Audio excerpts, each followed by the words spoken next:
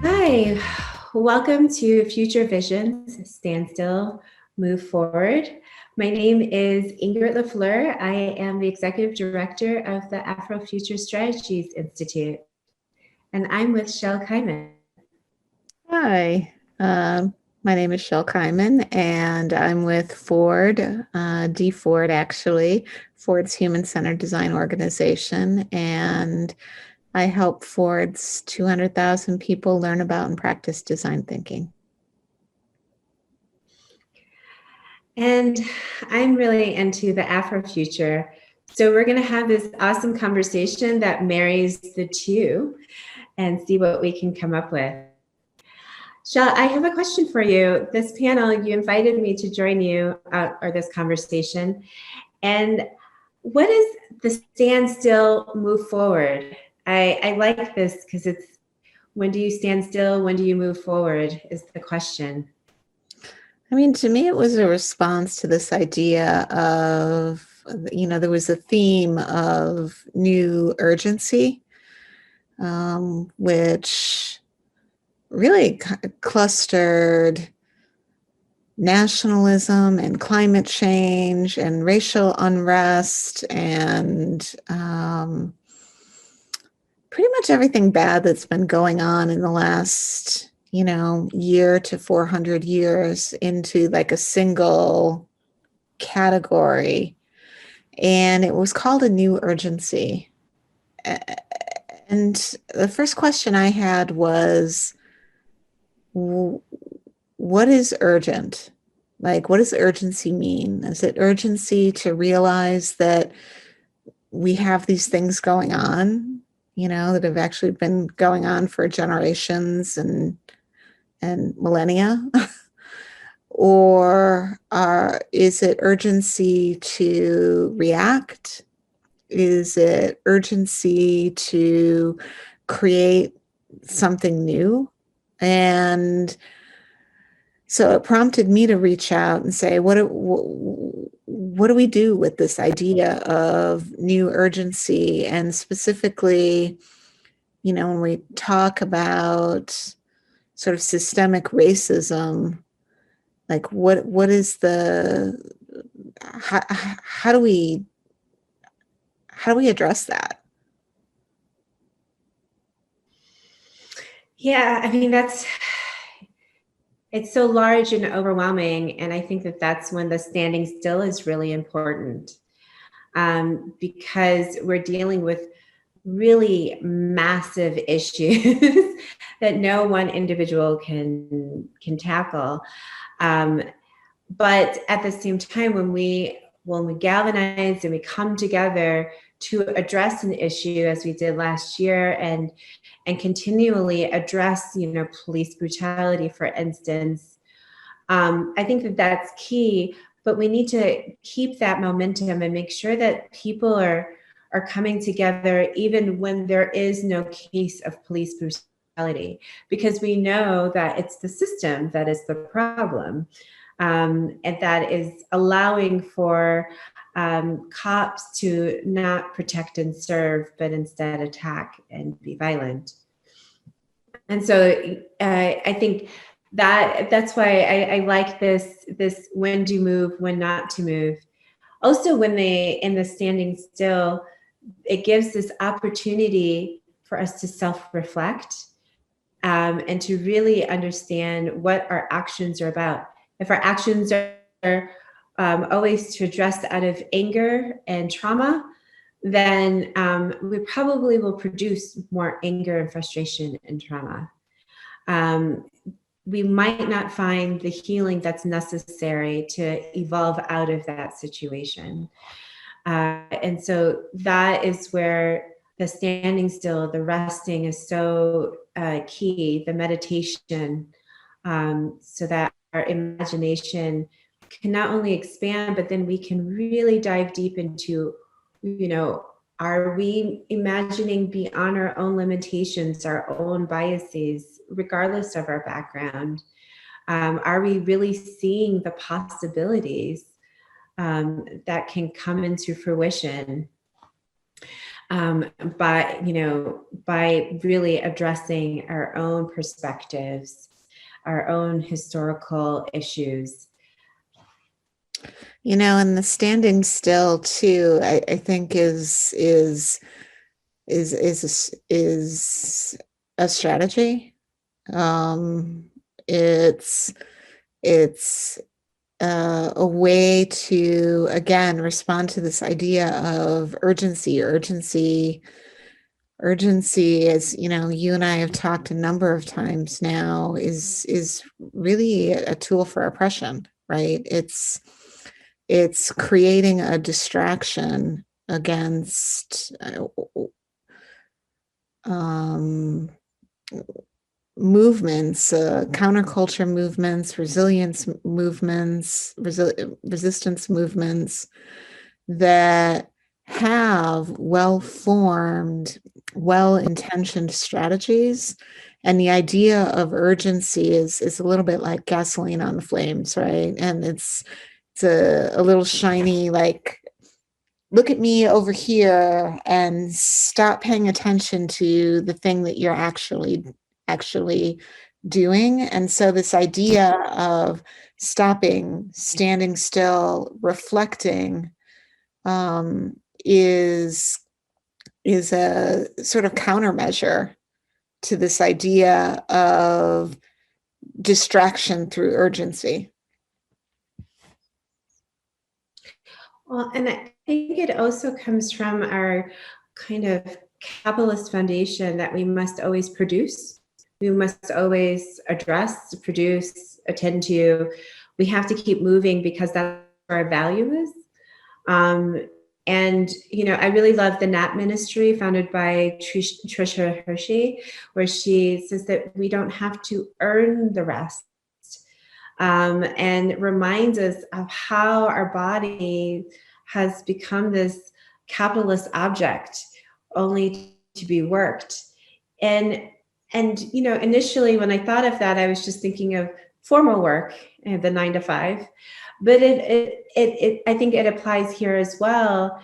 As activists are building sustainable strategies for addressing our social economic issues, they have to oftentimes stop and address the recent police brutality case or the cutting off water in their neighborhoods. The stop and grow helps to minimize the evolution and slow down the growth that's necessary. And it's those building blocks that are the necessary, the sustainable, that actually help win, if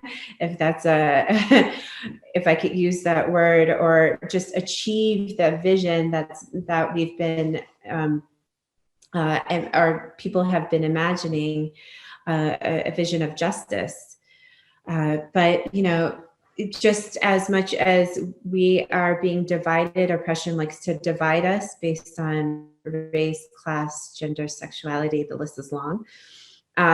It can also divide our attention, and all that division helps to weaken and create chaos and distraction, as you mentioned before.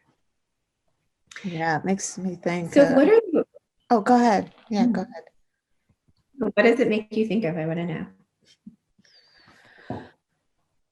I mean, I'm coming from a perspective of human-centered design, right? And, where people, humans are the center of what we do. And most human-centered design models, principles, philosophies have been created to serve, again, this capital intention of products and services, right? So, we do A, we do B, we do C, we do D, and then at the end, we have this innovative new widget that someone can acquire or purchase.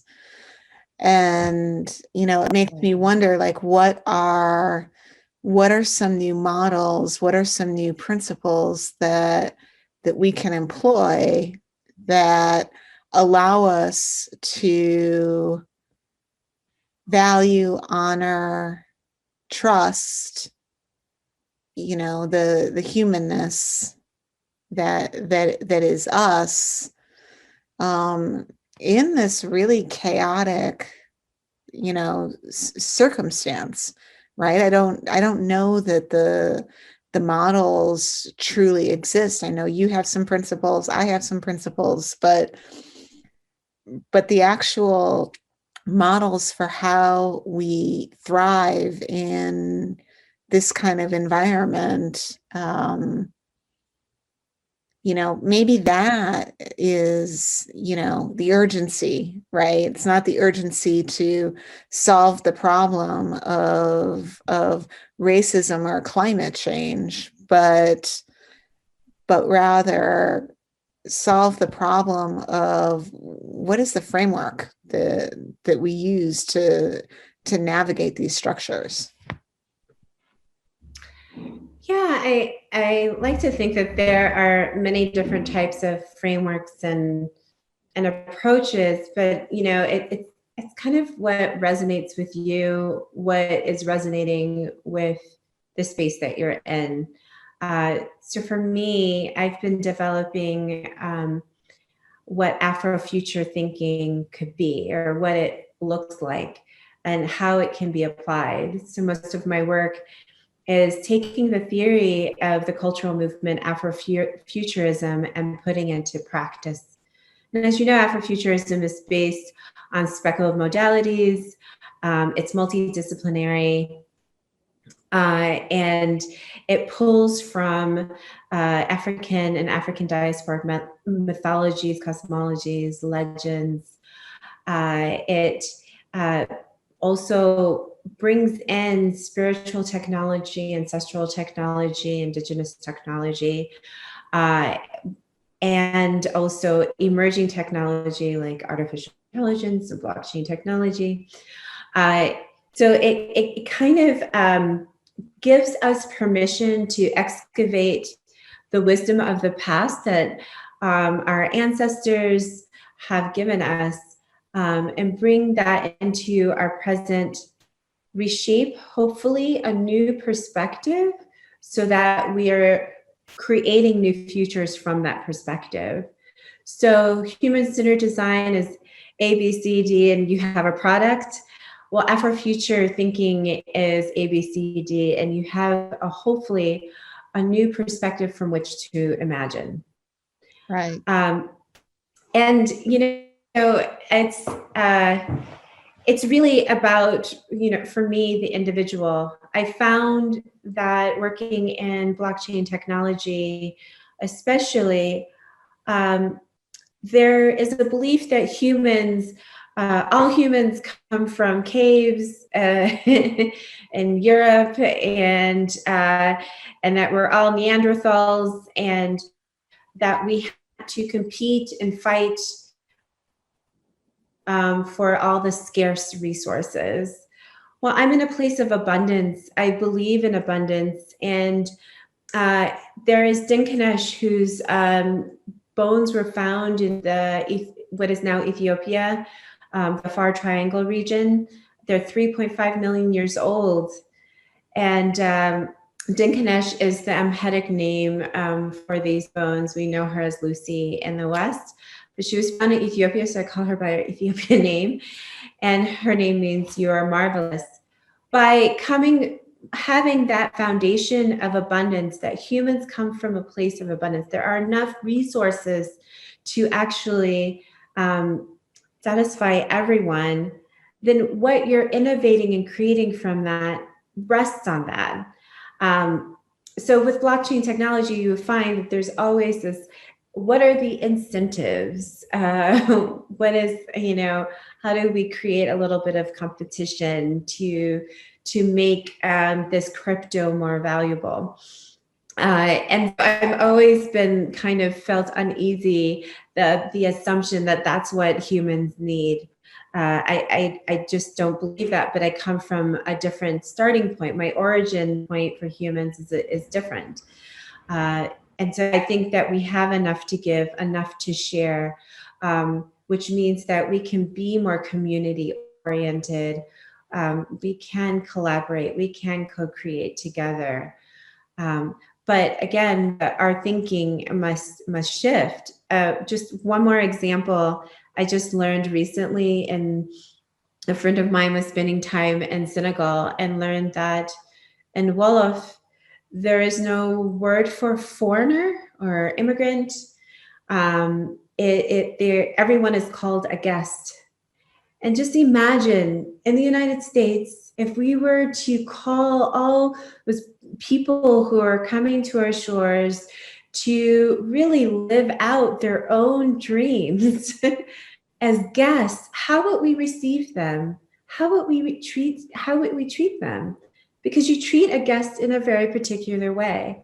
And this is, for me, important. These fundamental shifts can really expand our reality, and the possibilities become even more infinite. There's two bookends. As I've been thinking about, again, human-centered design and the different models that exist, and the different model that I'm working on, it kind of bookends with a worthy challenge and belonging. And the idea there is that in order to start any project, we need a potent challenge. We need to approach it with intentionality. It needs to be inspiring enough for people to rally around it, be motivated enough to act. And at the end of this process is this idea of belonging, that, which is very much like this idea of being a guest, where it's not enough, in inclusivity terms, it's not enough to be invited. It's more important to be invited to participate.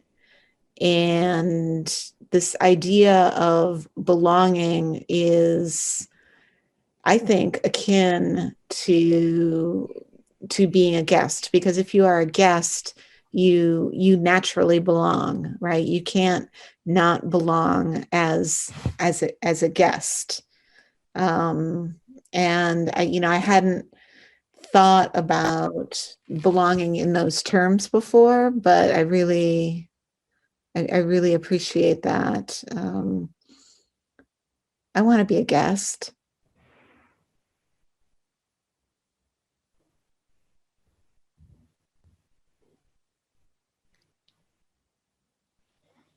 Can you hear me? Sorry, Now I I can. paused.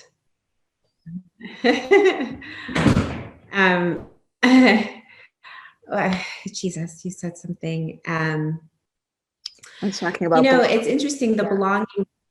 Yeah, to use the word belonging is really interesting, because it's like, who belongs, who doesn't belong.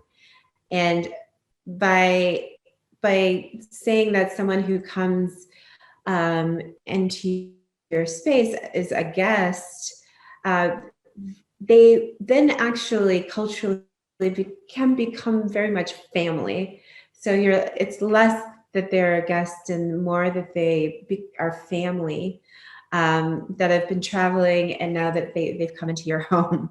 At least that's the way I like to think it, and that's the way I've been received many times here on the continent. And I think the other thing, with Afro-future thinking, I start with ancestral grounding. I do that simply because there's we're in the West, we like to push aside the spiritual, the ancestral, the indigenous, we minimize the value. When what we're seeing as we're decolonizing constantly, that indigenous cultures have so much to give us and how we can treat our planet, for instance.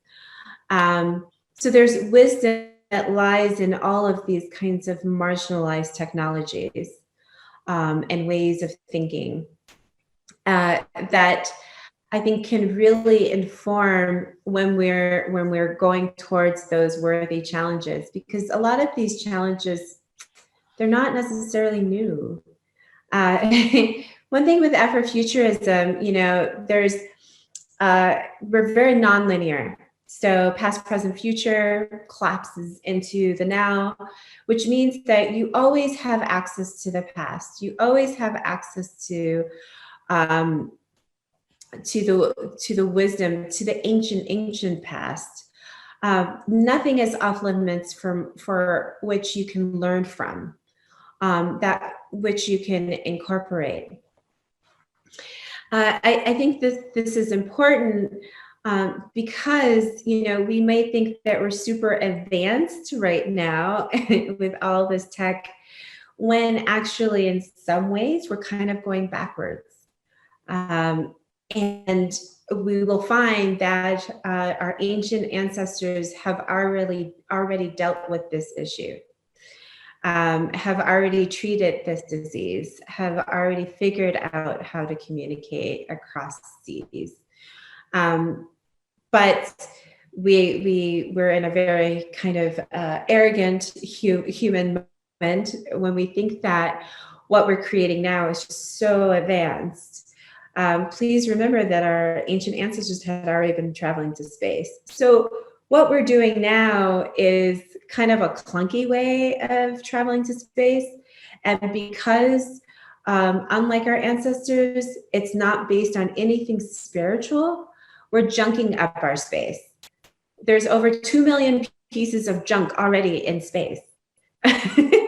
So our human ways of being, our behavior is now fully affecting and possibly traumatizing our atmosphere, this place that we want to explore, but we've already desecrated it.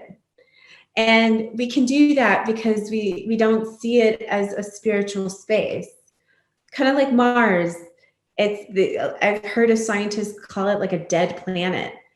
And I'm just like, have you not been listening to indigenous people all this? Our Earth is a sentient being, which means that Mars is a sentient being. And so, holding that perspective of these as sacred places, the Earth, the cosmos, then we wouldn't have junk up there that we can't figure out how to get rid of.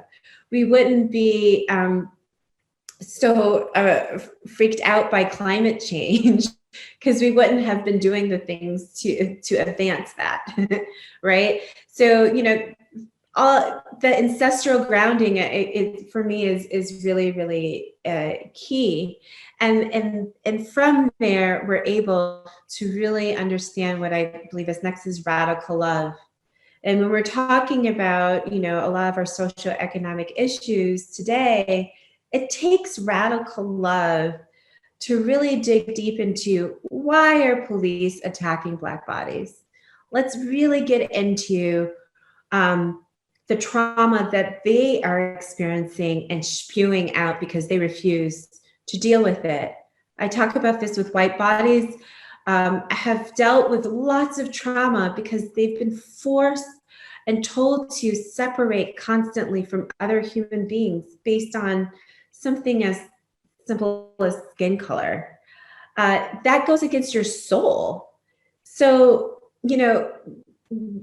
it takes the radical love to sit with that and to understand that those white supremacists, racists, whomever you want to call it, they have their own trauma that they have to work through in order for all to be liberated and to be free. Everybody has to deal with their traumas.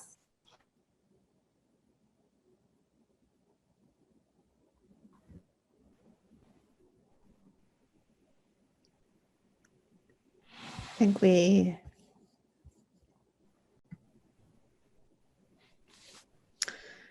So when we talk about trauma, it makes me think of a few things. One is first the idea of safe space versus brave space. And the idea that, we spend so much energy creating safe spaces that we forget how to create brave space. And in order to create brave space, there's a few things that are required. One, again, it goes back to belonging, but this idea of we all have a right to be here, and that rests on, I don't know, another idea that I've been playing with around compassionate curiosity, where curiosity is a standard mindset of human-centered design, right? Be curious, be open, ask questions, why, the 5 whys. But when you put the word compassionate in front of it, you take that other powerful element of human-centered design, which is empathy, and you combine it with the curious, so that the things that you're exploring, and in this case, we're talking about trauma, to do it from a place of bravery and to do it from a place of empathy, and to have compassion and empathy for the subject or the object of which one is curious, right? Allows us to sort of move beyond. So again, looking at these, looking at the white supremacists that have had their own sort of trauma, right, and their own sort of separation.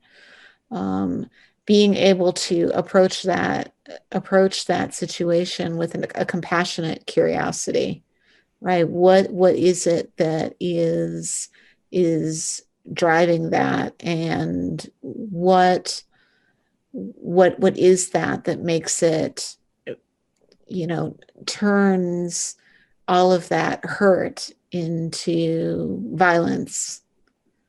Is just a question that I think, we need to ask of ourselves. And further, relying on our intuition, I think, is a lost art. When you talk about spiritual technologies, one of the spiritual technologies I think of is intuition. I don't know if that actually qualifies, but it's something that without it, we can't wonder to have those questions and to have those conversations bravely. Have those conversations bravely. One of the things that I love about Afrofuturism, other than the fact that visually it can bring to life all of the things that we imagine and beyond, right? Because it's magical realism, sci-fi, and fantasy, and even horror. But within these spaces, there's the centering of the Black body, to the point where Blackness expands, and therefore it becomes the safe/brave space for many people who are not Black to explore and to find their own liberation. I've always loved this about Afrofuturism, and it attracts all types of people from all types of backgrounds. And it tends to, although it it centers on the Black body. I truly believe in the liberation of the Black body. Everyone's liberated, and through that process, we can see that. Forgive me, I hope I don't get this wrong, but in Black Panther, at the end of that film, when Black Panther is at the UN, they have many different flags from all types of countries, and they showed one flag that represented an entity that had not been recognized by the UN yet. And people went crazy over that. Because of the decentering of the colonial, we're able to embrace and explore and engage with other possibilities that maybe, that we were kept from, right? As I said before, it's part of the agenda to keep us separated, and Afrofuturism becomes a non-threatening place to discuss these really deep issues, some even internal issues that Black bodies might have, while also investigating what kind of liberatory practices can come out of that, right? Octavia Butler in Parable of the Sower, which everyone should read, especially now. I just read. Yeah, and Parable of the Talents. She looks at empathy. People who have deep, deep empathy can see it as an issue, as a problem. My mom was one of those people who just felt like she was too sensitive, too open to the emotions and the feelings of everyone. But you see it used as a tool to safeguard the community, their people. And that is the shifting of the perspective on something that might have been devalued in this reality can then be valued in an Afrofuture space. And then as a result, you can bring that back into this reality, if that makes sense. So it's within the Afrofuture space that we get to be free and explore, and we can talk about, cows jumping over moons, and everyone's like, sure, and it's perfectly fine. It's that within that freedom, then we can bring elements of that into our daily life. And that's why experimentation is so key to Afrofuture thinking. You must take the risk. You must go over and beyond your own limitations, even if it's a little uncomfortable, because what waits beyond is something that you could never even imagine. And that's where we're at. We don't want to ever limit our possibilities.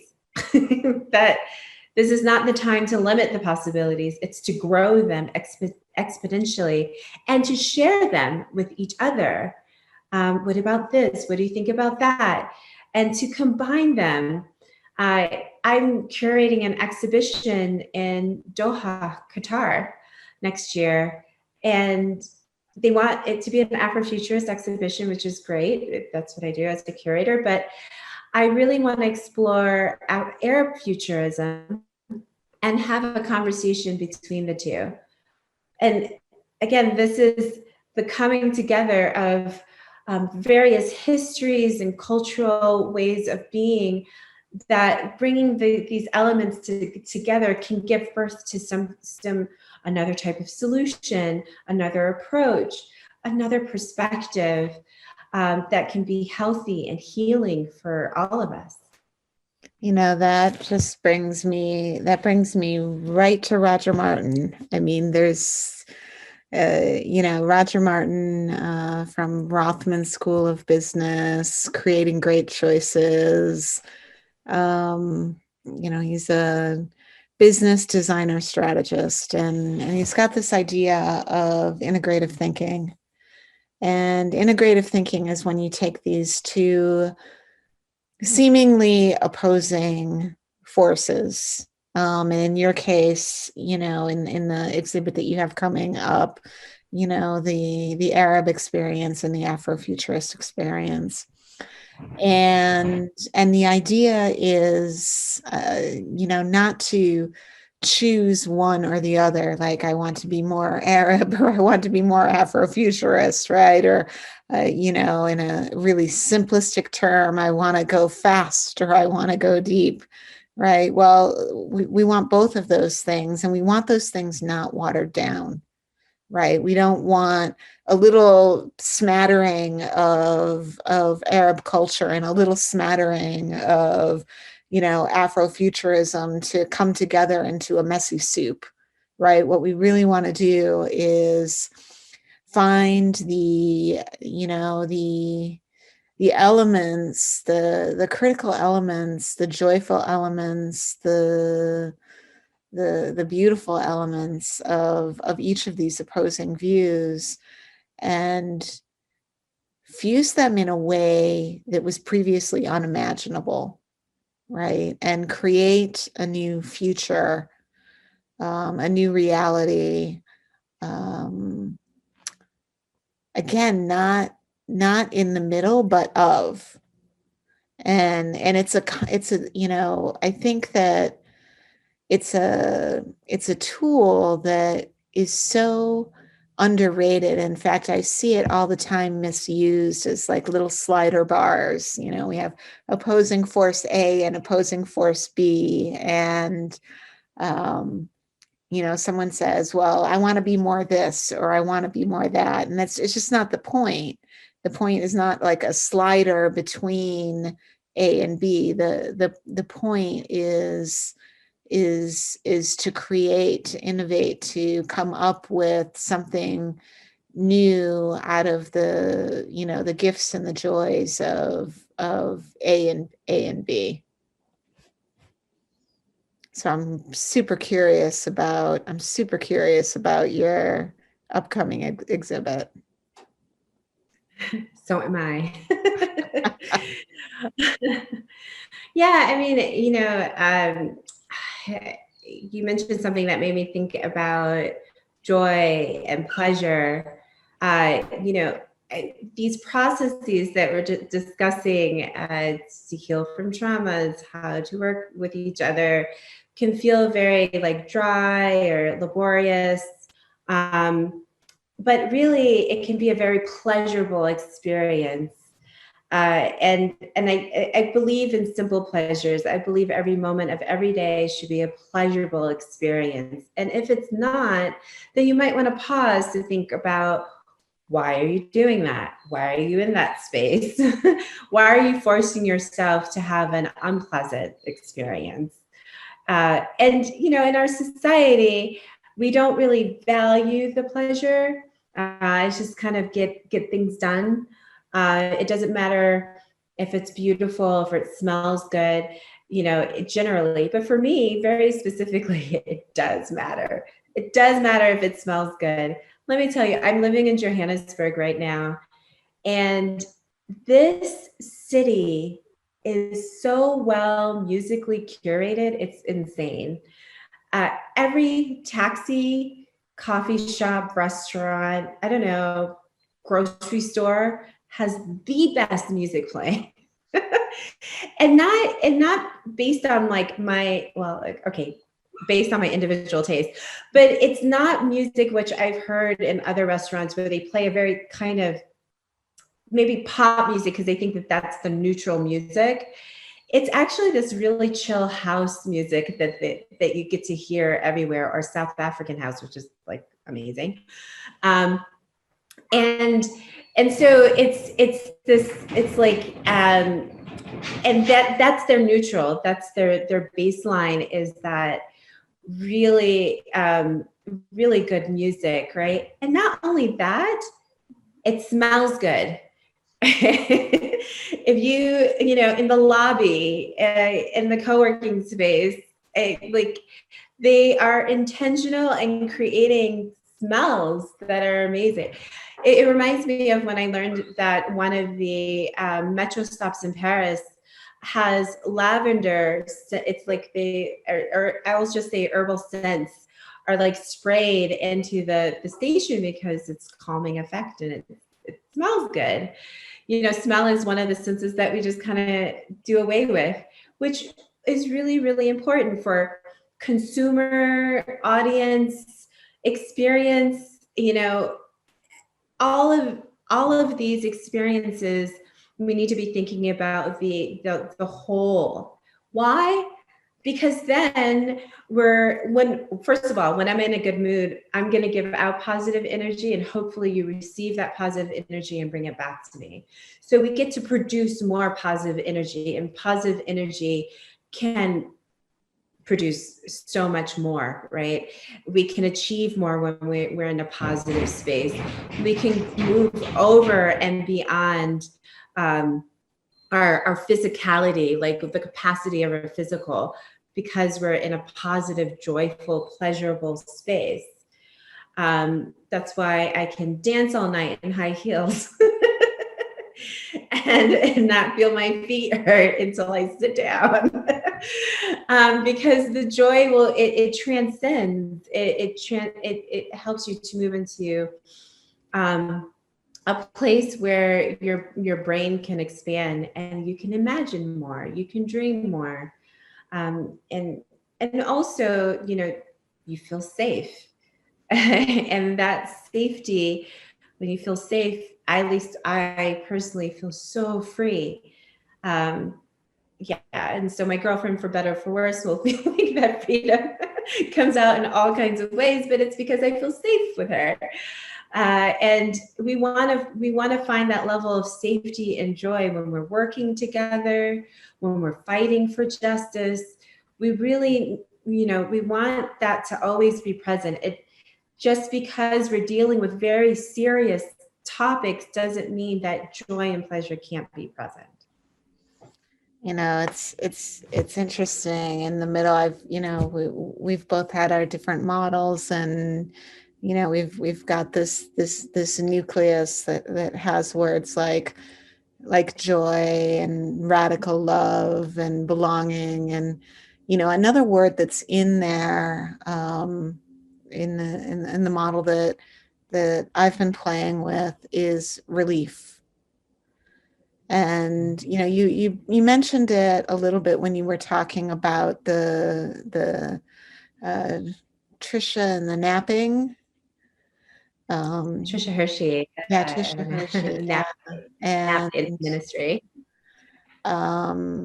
you know, I think we can't underestimate the power of relief as a tool or as an enabler to all of these other you know, beautiful experiences that we're talking about, right? Because without relief, without release, right, we don't get to experience that sense of belonging, or that sense of radical love, or that sense of joy.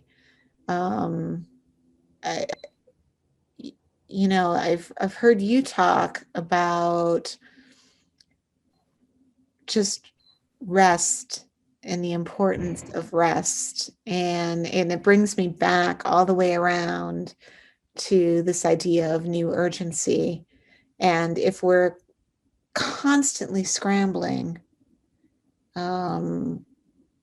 to solve for these new urgencies, you know, where is the rest? Where is the relief?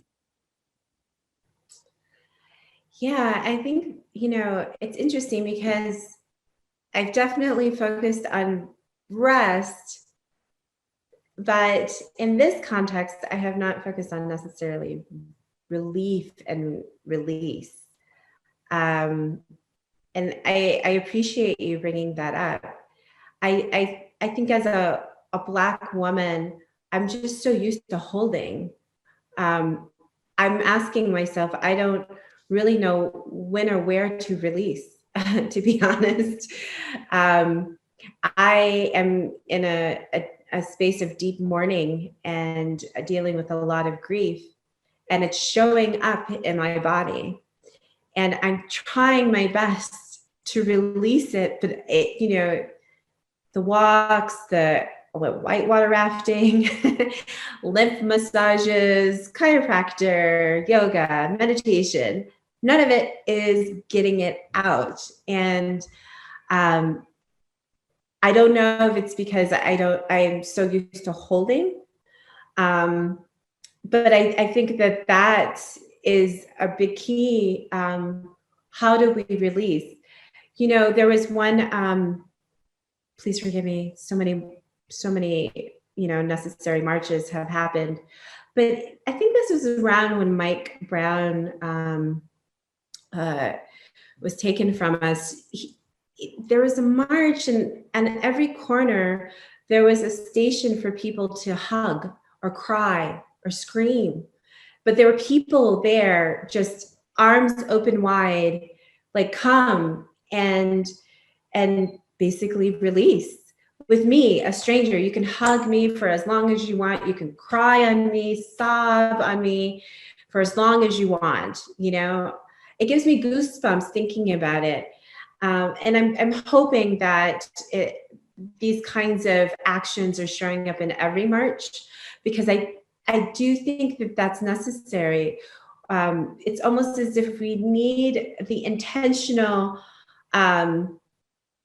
permission to say, you can release now. You can release this emotion in a safe way, in a healing way. Right now, right here with you, I can do that. It's probably one of the worst things about the coronavirus, is that organic connection, that physical connection has been severed. And the human energy exchange has been minimized. And what we're noticing is that we need that more than we realize. And now that I'm thinking about releasing and relief, I don't know how to do it without another human being, quite honestly, to hold me, to say it's okay to be emotional and to cry for way too long. But that is what, beyond the rest, which is so, so important, what are the ways, how can we release and find that level, that deep, deep level of relief? And you just made me think, we talk, certainly at Ford and D Ford, we talk about human-centered design, one human. And this conversation made me think of humans-centered design, right? Because this idea that you can't have that relief, or you can't have that release without another human, right? Or these joys and these simple pleasures. Yes, we can have them on our own, but how much sweeter with another human, right? And so it makes me wonder, are we doing ourselves a disservice, as a design practice, by having a singular human in the center as the object of our inquiry, when in fact it's actually the humans, that need to be front and center. Yeah, even just the word human, I mean, is a little tricky, because Black bodies are not seen as human.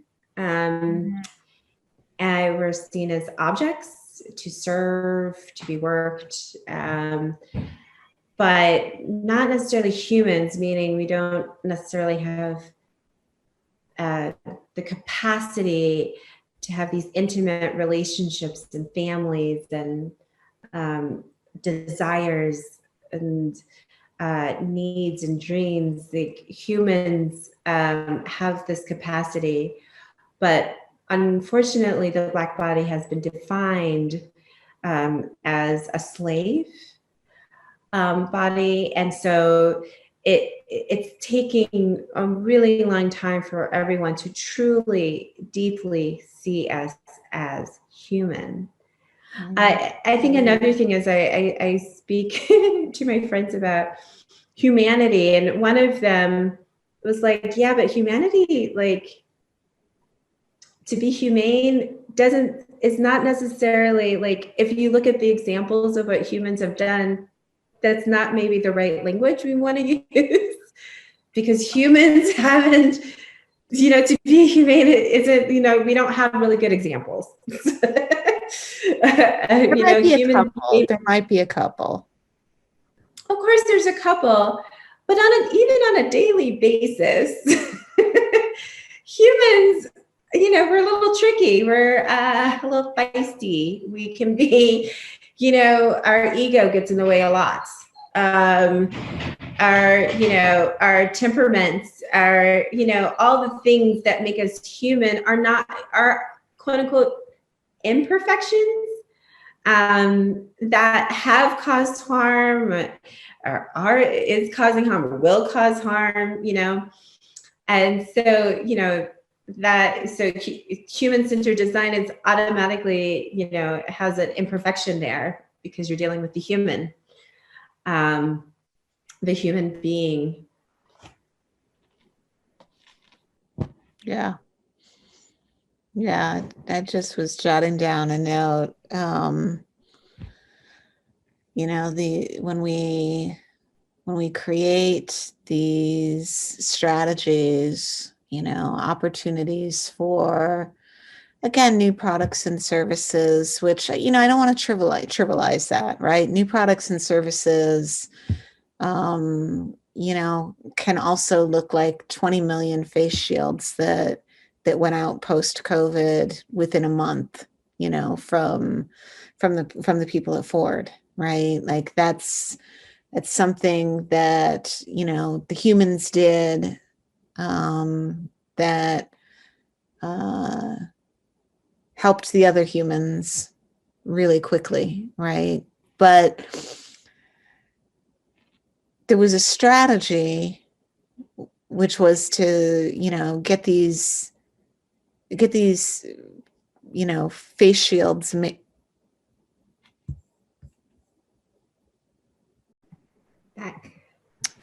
So there was this strategy to get these face shields made.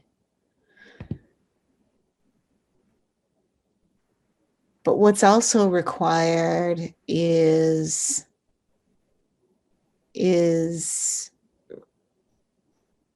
reason, right? And the idea that, yes, we made a choice to create these things, but without the reason, without the meaning, without the value, without the purpose, without the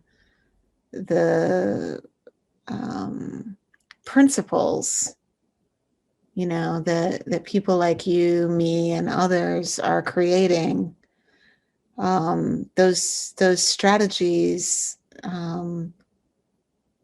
lack purpose, lack meaning. And, I wonder as we're, getting ready to wrap this up, if you want to talk a little bit about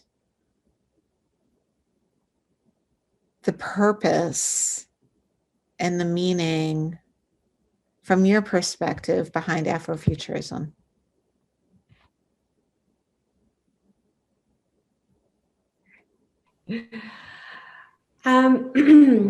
So at the beginning of, I'm sorry, can you hear my dog? We can hear some rumbling. It's fine. Okay. She's trying to get in. Okay. So at the beginning of the global quarantine, which was a very magical moment, I interviewed roughly 30 plus Afrofuture thinkers. And majority of those are on YouTube, and it was called "What Does the Afrofuture Say?" And what you will find is that everyone has their own definition of Afrofuturism, and they all don't necessarily agree with it or call themselves Afrofuturists, and therefore the purpose becomes something different. I say this because I really actually enjoy that about Afrofuturism. I think one of the main, okay, well, first of all, it's an evolving cultural movement. So it's difficult to pin down exactly, concretely in a very stable form what its purpose is. I think it's still growing. So in the beginning, what they call Afrofuturism 1.0, it was all about the aesthetics in a way, like how it shows up in music or literature and visual art. And we just consume that and enjoy that. And then the 2.0 version that was coined by Professor Ronaldo Anderson looks at how Afrofuturism, the theory, can come into practice, which has basically defined my entire relationship with Afrofuturism. And so that this 2.0 era that we're in, we're still trying to figure it out. Many of us are working within the futurist space, like I am, really wanting to methodically predict futures for Black bodies that are not based on dystopian ideas of the Black body. We've discussed this before, how things are, we're receiving so many different stats about Black people, how our median income is going to be 0 by 2053. Especially growing up, it was about how all the Black men were in prison and the stats around that. And, it's a very blunted way of assessing a very, very diverse group of people. A diverse group of people who have moved through unspeakable horrors to get to where we are and still are able to bless this planet with beauty and joy. Beyonce is a good example, but before Beyonce was Michael Jackson. Before Michael Jackson was Muhammad Ali. So, we've been able to inspire the world, even though we feel like we're being hunted at home. I think the purpose of Afrofuturism is to highlight that magic, to highlight that level of resilience, to reshape our brilliance and give it into us in a different package, one that is fun and fantastical, that is otherworldly, that helps us to imagine a new destiny for Black bodies that can be hopefully more optimistic. But many Afrofuturists like Octavia Butler lets us know, if we stay on this trend, this is what's going to happen, basically. Even at, I think, the end of Parable of the Talents, she talks about a president who wants to make America great again. Quite literally, she writes that statement. And so, the purpose is, it can be at once inspiring us so that we can see these new worlds, we can hear these new worlds, we can dress in that future. And it also helps us to gain a new perspective on a very complicated issue. It also is there to warn us. But, more than anything, it's about giving us the possibilities. Nadia Corfor is an amazing writer.